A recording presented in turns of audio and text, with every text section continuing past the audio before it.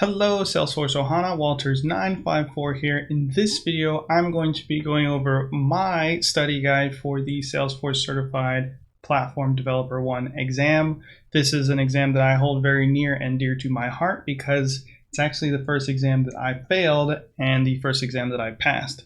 So stick around. There's going to be a lot of really good content on here. I'm going to share with you my thoughts on how to pass this exam the first time and all of the resources that you will need to pass this exam. So now let's take a peek at the actual exam guide. And there's a lot of really good content in here that I've kind of lined up for you all because this is probably the hardest exam that you'll take if you are a non-developer. This is most likely the most in-depth study guide that I have done so far, and I've really tried to outline all of the different aspects of the exam that you will need to learn and go over and be familiar with so that you can pass it the first time, especially with things like order of execution and what is recursion, which are some really hard and interesting topics. If you don't come from a programming background, that can be kind of confusing. Taking a look here at the top, we start out with the actual exam guide that comes from Trailhead and Salesforce. So let's click on that and just kind of take a brief gander at what this is like and what you should kind of expect.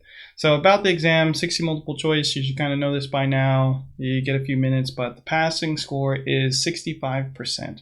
So there's only a certain amount of questions that you need to get right, and I hope you can, calculate that and figure out how many questions you need to get right to actually pass it. There's a registration fee of $200, and the retakes are $100. Salesforce gives you a couple different resources here that they say that can help you to study for this exam. The big ones I would say are do all of this. If you're brand new to development, just do it all and you will not go wrong. Also, there are some certification preps that you can do.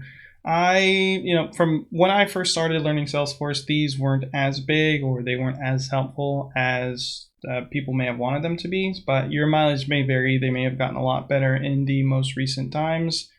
So definitely check these out. And a lot of times if you sign up for these certification preparation courses, they do include vouchers for the actual exam. So let's say it's $200 for the online course. You go through it and you learn all the stuff. Then you also get a voucher code at the end of that. So that is really awesome. Next up, we have the Apex commandments. And these are things that you should know and actually understand. And I may want to put this at the bottom because really you won't understand everything until you've gone through all of the different aspects of it. But the Apex commandments are really interesting blog post that was created, which lets you kind of know like the drop dead rules of programming in Apex. So things like keep it simple, don't put loops inside of queries, and these are all best practices that you will go over and learn about as you go through the Salesforce ecosystem, but this kind of condenses it all in one specific area. Some of these tips may not really apply for the exam itself, but if you want to become a Salesforce developer and be a really good one, it is good to know all of these and how they work. If you go through all of this material and you understand everything that's in here and you go back to the commandments, you should be able to read through it and get it. That's when you're at a good spot, is when you can understand everything in there. We have a few other guides coming out here, so Focus on Force and a few mock exams. I personally, as you guys have heard a lot, don't really use Focus on Force exams, but your mileage may vary. Definitely check them out and they will help you think in a different way in terms of how the questions are structured and other things that you should look at. So check into that if you can afford it. Go ahead and pick up that. I would not ever tell you not to get the Focus on Force exam resource. I'm just saying I have sometimes in the past I haven't used them. But especially if you're a first timer into development, I would think this is really good. There's a couple Quizlets on here. I can't stress this enough. Do not just assume that the Quizlet answers are correct. What you should be doing is going into the Quizlets, looking at the problems, and recreating the issues inside of your Salesforce org. One, this is giving you hands-on experience. Two, it's making sure that you understand the processes and picking up on how all of this stuff is laid out. So it's really good to go ahead, read through all of these, and try to recreate the scenario so that you're actually learning and you're getting acquainted to what it's like to be a Salesforce developer. You know, if you come into this and you don't even know where to start, like how do I add a price book? You don't even know where to write the code at. You know, you're at the bottom of the learning totem, and the first thing is you need to learn how to get into the developer console. So things like that, if you have no idea where to start with some of these things, that's a good indication of where your skill level is and where you're kind of lacking on some pieces. So it's very good to recreate all of these situations. I put these on here not for you to memorize them, because assume that the answers are wrong, assume that the questions are outdated. You know, none of that is going to actually be there. What you should do is use this as a jumping point for your learning, so you can recreate the problems and learn hands-on with a lot of the items that you have going on for the exam. Very important. Also, with the focus on mock exams, do those as well, in the same fashion of recreating those specific pieces. We'll move on to the exam outline.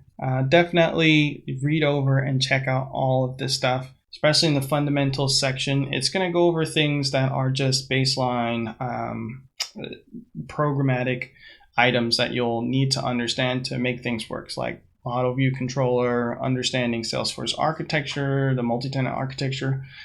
So take some time, go over these specific pieces, make sure you understand how Salesforce kind of works in the development sphere. And the big thing is to learn like clicks versus code. You have to know when to use administrative or configuration tools versus programmatic tools, and this exam will test you on that. You know, they'll give you scenarios like, well, we need to create a validation rule. Here's 5 ways of getting it done. Option A is validations on side of the object. Option B is on the actual field, and option C is with a trigger. And technically all of them can work, but you have to pick the most correct answer, the best answer, to actually get them done. So it's very important to know everything that exists inside of the Salesforce ecosystem. I say everything, but on the configuration side, know the tools at your disposal so that you can answer the questions properly as you go along. Data modeling is a huge one. Look at the standard objects. Try to wrap your head around the different organization structure.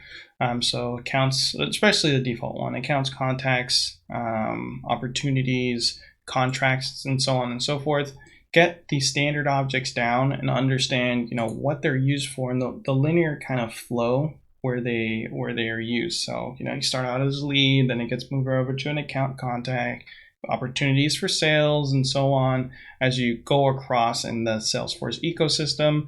You know, that's the expected flow of Salesforce. It doesn't mean you're using it that way, and this is, you know, the beauty of Salesforce. You can kind of build it to be whatever you want it to be, but it's really important to understand, you know, this default model that Salesforce gives you. But there's a lot of trails on here. I recommend running through all of them, especially if there's specific modules on here. If you're going through Salesforce's trail mix, you may have gone over some of those already. So just keep in mind that I put specific ones on here for people that don't want to go through the entire trail mix, but I would recommend going through the entire trail mix and running through everything there.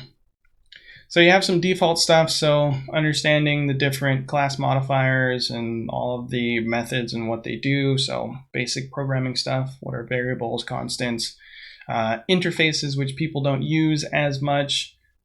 So it's really about getting exposure to all of these things and figuring out when they're useful and when they're not. The differences between SOSL, SOQL, it's very important to know when to use one versus the other. And then you have your class information, so, you know, regular classes, triggers, understanding, you know, what they are, how they're used inside of the Salesforce ecosystem. Limits are a really important one because these are baked into the Salesforce platform for specific reasons. Make sure you know a lot of the general, more basic limits that you will hit, and I'll probably do an update on here just to say some of the most important limits to keep an eye out for. And then the order of execution is insanely important. Make sure to memorize it. It is long, and when I took the exam, there were maybe, I don't know, 10, 15 of these, and now there's like 25, just because there's so much new stuff being added to the platform. So go ahead and memorize this any way you can, flashcards, whatever, but know the order of execution. There will be questions on there on, what fires first and how they pop off. User interface stuff. So just take the time out, figure out Visualforce. There's a lot of really good trails on there, but the main thing is just to know the differences between Visualforce, Aura, and Lightning Web Components. They are all different frameworks that work a little bit differently and have some different use cases for each other. For example, Visualforce pages are still the kings when it comes to generating and creating PDFs. So keep in mind that things like Aura and Lightning Web Components can't really generate PDFs that easily. And that's why we use Visualforce pages. And then rounding things out here, just get acquainted with some of the testing, debugging, deployment features. So these are things like Salesforce DX, Salesforce CLI, put them on your actual org and start to use them. And then for batch jobs and the different types of jobs that you can do and how to monitor those, we got some really cool resources on there. Then rounding things out is really just on how we move our code around. So we'll use things like chain sets to move things from sandbox to production, and understanding that order flow as well. Because it's one thing to just sit here and write the code, but you need to understand like what it actually takes to move from something from a sandbox to production and why that actually happens.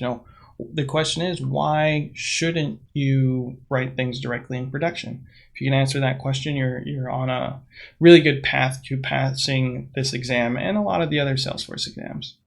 So just some quick tips on here. I didn't put a timeline for this. I normally say, it's going to take 6 months, whatever. I would say 6 months, sure. That can be really good, but if you're coming from a non-development background, it can be really hard to wrap your head around some of these things.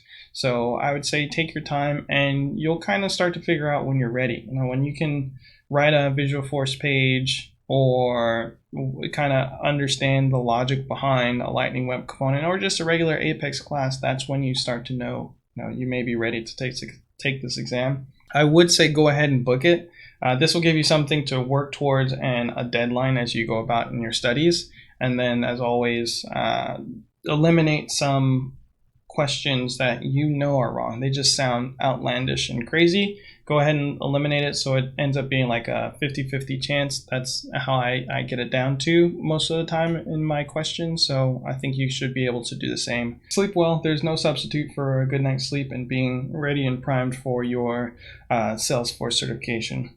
So the best way to study, in my opinion, with these exams is to get hands-on. So copy the questions, make sure that you can recreate them in your org, and also do some fun things inside of your personal org. So let's say that you want to practice using an API that collects movie information. Go ahead and try to build that out in your org, because that will give you hands-on experience. And even if you failed at it, you would have learned a little bit more as you go along in the process. So there's a lot of really good examples in Trailhead. Try to morph those into something that's more relatable for you, which then causes you to go ahead and be more interested in it as you go along through the process. Here it is, the Platform Developer 1 study guide. This is a really hard exam, so don't beat yourself up if you don't pass it the first time. If this video was helpful, make sure to like and subscribe. Everything that we talked about will be in the description down below, so make sure to check out salesforcementor.com. And thank you all so much for watching. Remember, I believe in you.